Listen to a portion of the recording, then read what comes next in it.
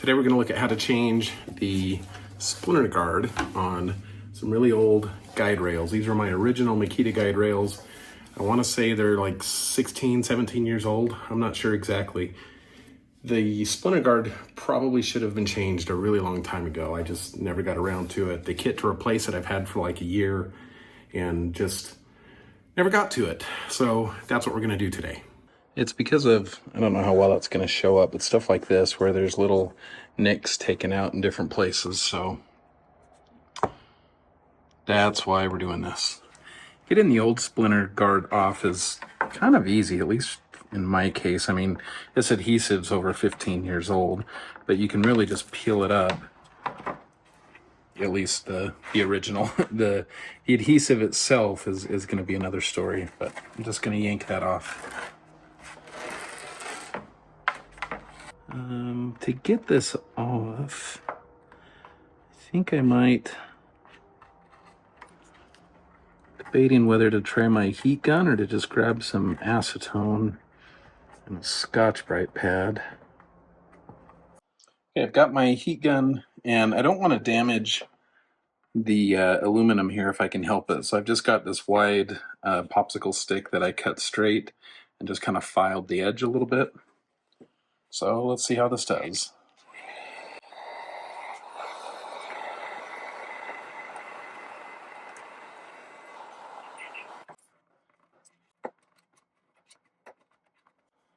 And that seems to be coming off okay. I mean, it's not the fastest, and there's a little over 4 feet to do.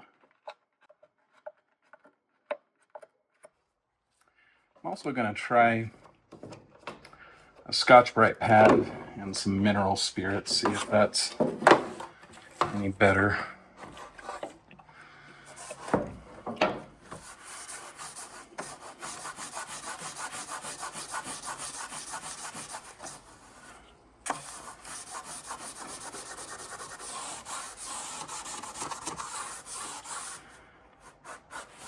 Not really, it would seem. Got my other guide rail here, and I'm going to try something different on this one. Rather than just tearing right into pulling the old piece off, I'm going to try hitting it with the heat gun first. You can see, like, this one, I have no idea what happened here. It's been forever. But obviously, that wasn't a good day. So I will give this a couple passes with the heat gun and see if that does any better. Well, that doesn't seem to be any better. I've seen that work for some people, but their Splinterguard probably isn't 15 years old or however long I've had this thing. I got rid of the popsicle stick and just got a piece of hard maple and cut it at the sharpest angle I could on my chop saw. I don't know, I think it was like 60 degrees or something. And this seems to be doing better. From other videos I've seen of people replacing these though, I assume that if you replace it sooner, it won't be as hard to get the old adhesive off. A lot of the videos I've seen, like, they pull on the strip and everything just comes off all in one piece, but I doubt those guide rails were as old as this one is with still the original Splinterguard. So maybe do it a little more frequently than me. I found a better solution. I went and got this 99.9% isopropyl alcohol that I use for cleaning my 3D printers, their build plates, and I just sprayed that on and let it soak for, I don't know, like 3 or 4 minutes, something like that. And this is coming off way easier. I had tried mineral spirits. I thought that would do it, but it didn't really, I mean, it helped a little, but not a lot. I was going to try methyl ethyl ketone as well, but that stuff's pretty nasty, so I try not to use it unless I really have to. Anyway, this seems to work really well. So the isopropyl alcohol worked pretty darn well. There are a couple little dings, who knows how long that's been there. But the old Splinterguard is gone, the adhesive is gone, it's nice and clean. So I believe we can install the new ones. This is the kit I got on Amazon. I'll put a link to it, but you use an adhesion promoter first after you've cleaned it, which I've done, and you put the adhesion promoter on, let it sit for 3 minutes, and then put the strip on. So I'm going to try that. So there's two different sets of instructions. The actual wipes themselves say to only wait a few seconds, but this says wait 3 minutes. So since I've got 3 packets and only 2 rails to do, I'm going to try both. I think I'm going to start with the 3-minute one.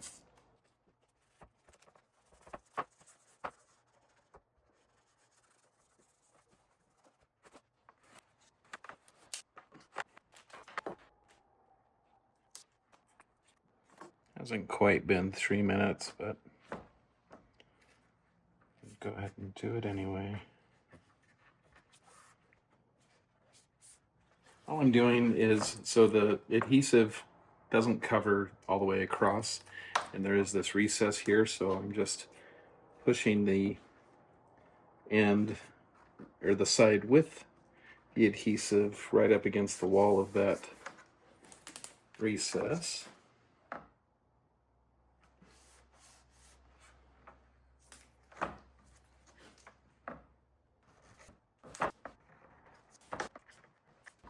Probably wouldn't have been a bad idea to have a J-roller handy to put some extra pressure down on this, but I don't know where mine is.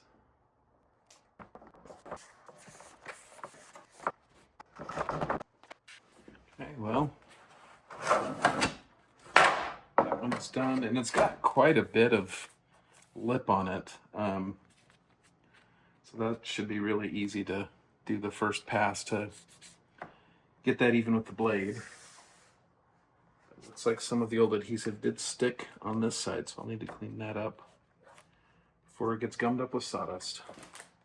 So for this one, I'm going to try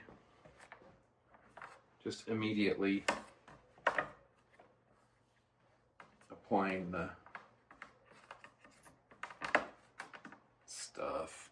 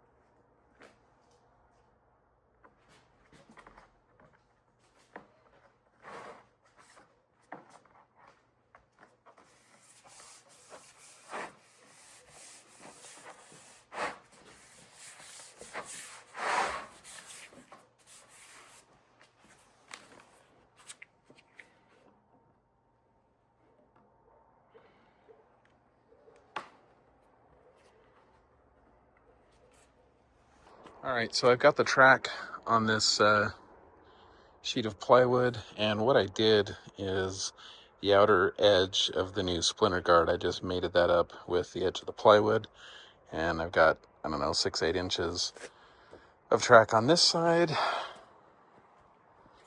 and roughly the same, a little bit less on this end. So what I'm going to do is just run the saw all the way down.